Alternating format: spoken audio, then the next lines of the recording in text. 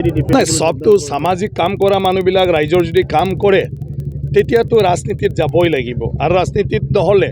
ভলণ্টিয়াৰলি কাম কৰি থাকিব লাগিব দুইটাই আছে অপশ্যন তুমি পাৱাৰত থাকি ৰাইজক কিবা এটা চৰকাৰী আঁচনিবিলাক কৰাই দিবা না বোলে তুমি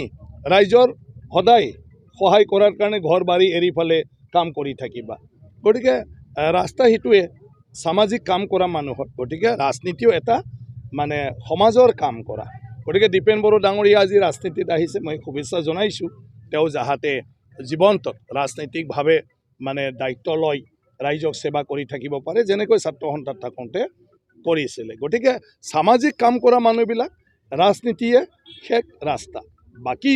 সাধু সন্তৰ নিচিনা বহুত ৰাস্তা আছে সেইটোও কৰিব পাৰে কাকো একো কৰি দিব নোৱাৰিলেও মুখেদি বিভিন্ন ধৰণৰ মানে জ্ঞান মানুহক দি মানুহক জীৱন্তত